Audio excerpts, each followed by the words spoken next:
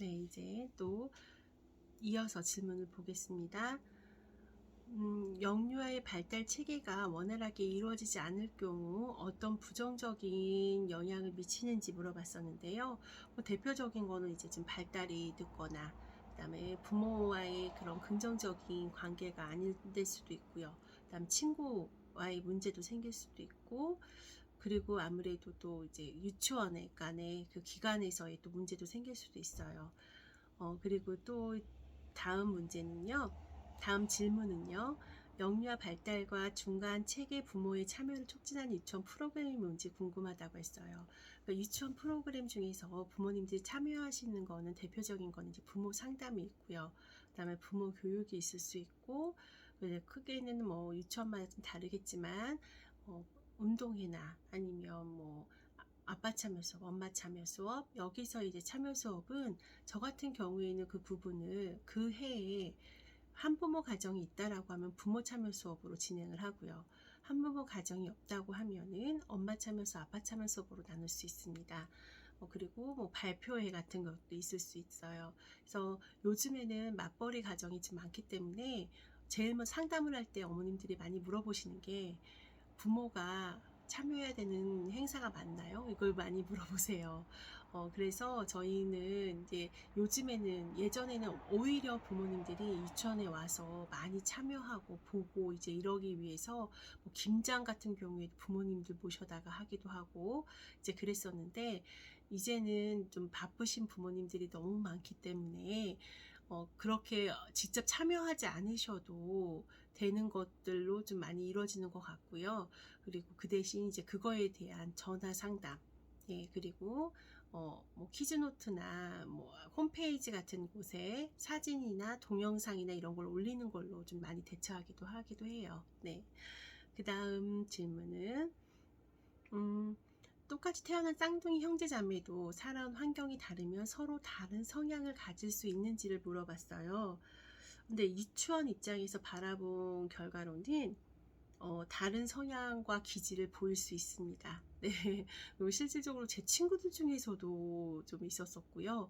그다음에 저희 지금 요즘에 쌍둥이들이 좀 많은 거 알고 있죠. 왜냐하면 이제 인공수정을 하면 쌍둥이의 그런 확률이 커지기 때문에 이제 좀 많기는 하는데, 그런 아이들이 지금 보면은 성향은 같이 살아와도 굉장히 다른 아이들이 많아요. 예, 성격도 다르고.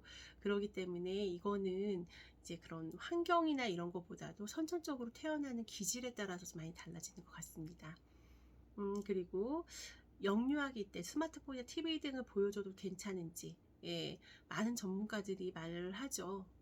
보여주지 않는 게 가장 좋다, 이렇게 얘기도 하는데, 또 어떤 부모님들은 저한테 오히려 너무 안 보여줬다가 그 나중에 그거에 눈을 떠가지고 다른 아이들은 이제 손을 놨었던 그런 미디어들을 이 아이는 너무나 파고든다, 이렇게 얘기하시는 분들도 계세요. 그래서 요즘에는 아예 안 보여주는 거는 솔직히 안 되는 것 같고요.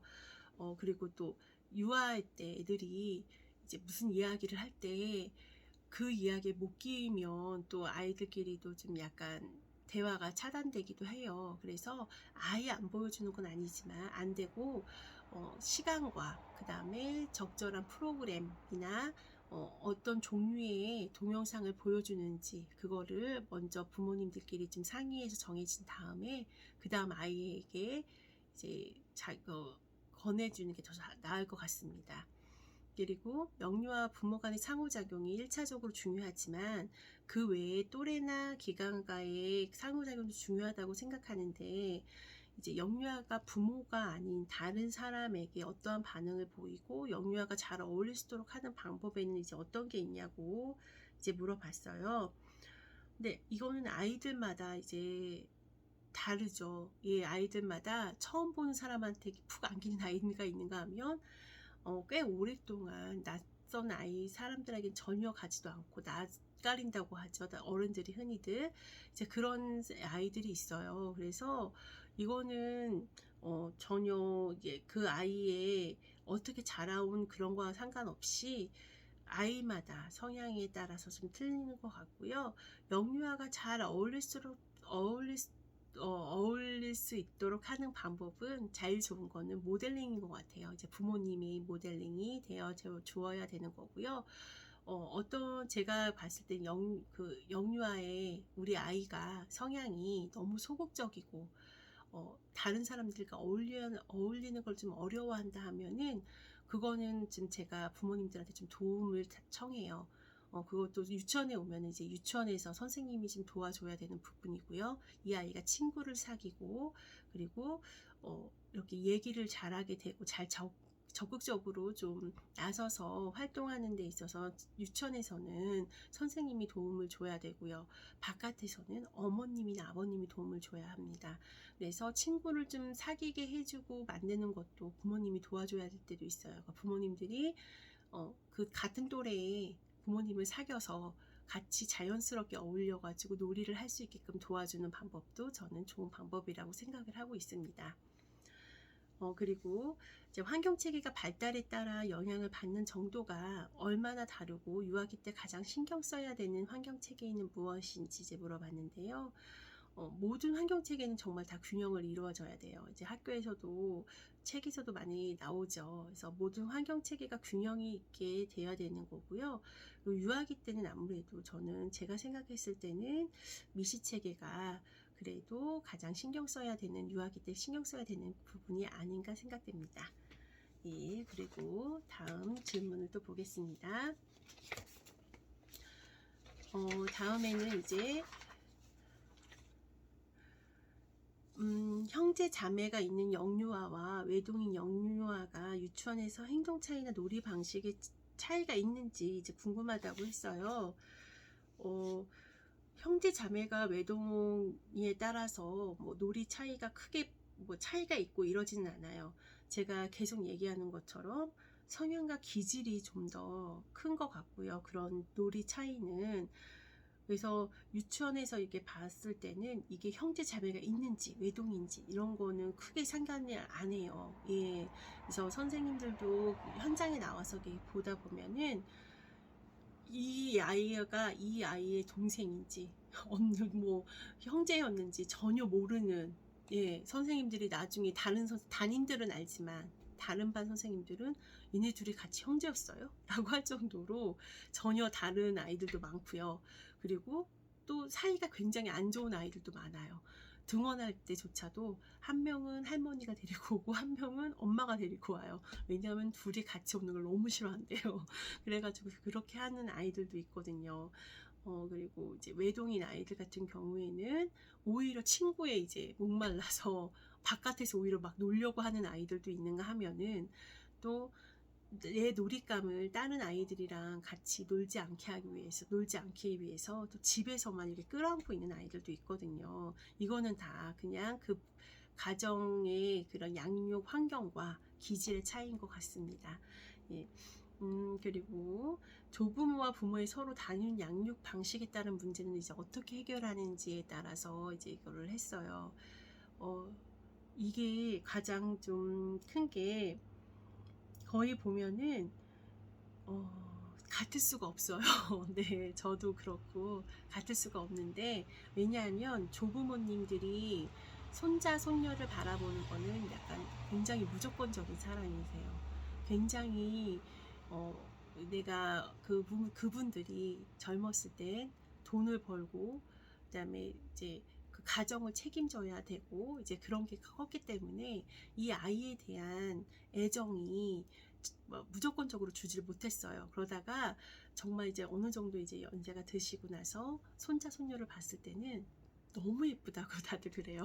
예, 너무 예쁘고 이 아이가 짜증을 내도 예쁘고 화를 내도 예쁘고 버릇없이 해도 예쁘고 이제 이게 할머니 할아버지들의 마음인 거고 또 부모님들은 그걸 또 봤을 때 얘가 버릇없이 잘할까봐 잡아줘야 되고 또 얘가 잘못된 거는 잘잘못은 정확하게 따져가지고 이제 해주기를 또 부모님들은 원하시잖아요. 예를 들어 저 같은 경우에도 저희 아이가 할아버지 할머니한테 짜증내고 뭐 밥 안 먹겠다고 한다거나 아니면 뭐 이거는 기분이 나쁠 때 뭐 나가세요 라든지 이제 이런 얘기를 할 때 저희 부모님들은 막 저희 엄마는 너무 가슴 아파하고, 이거 뭐 어떻게 하나, 얘 기분을 어떻게 풀어줘야 되나 너무 가슴 아파하고, 저희 또 아빠는 너무 예뻐하고. 근데 저는 그게 너무 싫은 거예요. 애가 버릇없어 보이니까. 그래서 그거 갖고 제가 막 혼을 내면 왜 애를 또 기죽이냐 이러면서 되게 싫어하시거든요.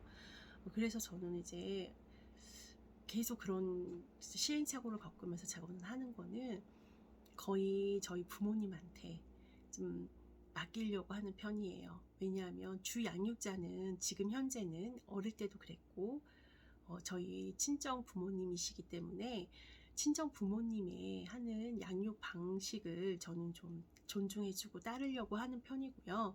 이제 제가 이제 그거에 좀 아니다 싶으면은 그렇게 안 했으면 좋겠다고 이제 이렇게 화를 내는 것보다는 좀 돌려서 돌려서 그랬는데 이때 뭐 친구랑 얘기할 때 보니까 이게 문제더라. 그래서 이렇게 아빠 엄마가 이렇게 하지 말고 다른 방법으로 좀 이렇게 하는 게 어떻겠냐라고 의견을 주면 이제 그거를 또 이렇게 들으시고 다른 애들을 또 그렇지 않는다고 하면서 또 들어주시더라고요. 그래서 이게 얼마나 좀 현명하게 말을 돌려서 잘 좀 융합이 될 수 있도록 하는 게 중요한 것 같아요. 예, 그래서 제가 어느 집안을 다 봐도 절대로 두 부모와 할머니 할아버지 간의 양육 방식이 같은 곳을 보지 못했고요.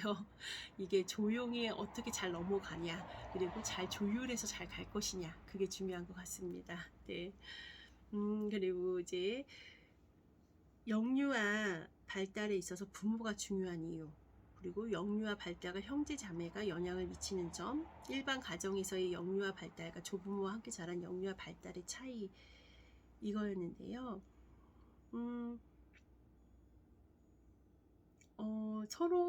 그리고 서로 양보를 하고, 그리고 그 다음에 이제 그 다음을 보면은요,